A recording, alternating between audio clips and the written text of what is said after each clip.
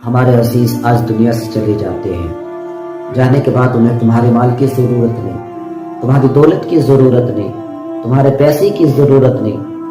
اب ضرورت ہوتی ہے کہ تمہارے انسان کی انہیں ضرورت ہوتی ہے کہ تم کچھ پڑھ کے ان کے لیے احسان کر دو، کسی چیز کو بنا کر کے اس پہ فاتحہ لگا کر ان کے لیے احسان کر دو۔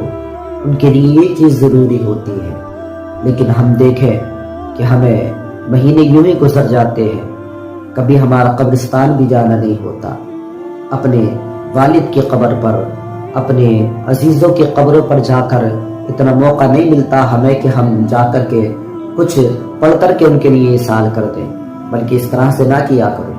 بلکہ تمہیں چاہیے کہ جب کبھی تمہیں موقع ملے، جب کبھی تمہیں موقع میسر آئے تو جا کر کے قرآن کی کچھ آیتیں پڑھا کرو، قرآن کی کچھ آیتیں تلاوت کر کے ایصال کر دیا کرو۔ حضرت عبداللہ ابن صالح فرماتے ہیں کہ ابو نواس کو خواب میں دیکھا گیا، بڑی اچھی حالت میں تھے، بڑی اچھی حالت میں دیکھا گیا۔ پوچھا ابو نواس بتاؤ تمہارے ساتھ کیا معاملہ ہوا، اللہ تعالیٰ نے تمہارے ساتھ کیا معاملہ کیا؟ ابو نواس کہتے ہیں کہ یہ شرح الصدور کے اندر صفحہ نمبر 120 پر ملے گا۔ ابو نواس کہتے ہیں کہ میں بڑا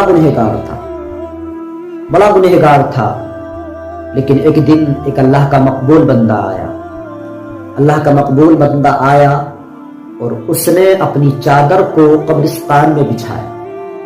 اپنی چادر کو بچھانے کے بعد اس نے 2 رکعات نفل نماز ادا کی، 2 رکعات نفل نماز اس نے پڑھی، اور 2 رکعات نماز اس طرح سے پڑھی کہ اس نے 2 رکعات نماز میں سورہ اخلاص کو 1000 مرتبہ پڑھا، 1000 مرتبہ سورہ اخلاص کی تلاوت کی۔ اس کے بعد اس نے اس پڑھے ہوئے کا ثواب سارے قبرستان والوں کی نظر کیا۔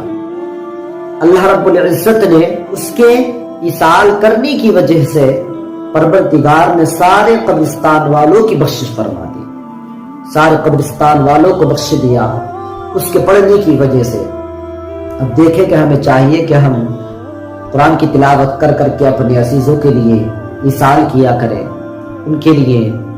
اب انہیں ہماری کسی چیز کی ضرورت نہیں ہے، تمہارے لیے پوری زندگی کمایا، تمہارے لیے ہر چیز کر کے گئے، دولت تمہارے لیے چھوڑ گئے، مکان تمہارے لیے بنایا، خود محنتیں مشقتیں اٹھائی۔ اب جب دنیا سے چلے گئے تو اب کسی چیز کی ضرورت ان کو نہیں ہے، اب ضرورت ان کو تمہارے ایصال کی ہے۔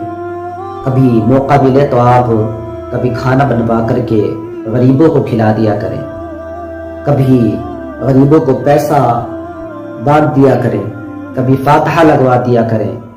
اس طرح سے اپنے عزیزوں کے لیے آپ ایصال کیا کریں، وسیلے سے اللہ رب العزت ان کے گناہوں کو بخش دے گا، ان کی بخشش فرما دے گا۔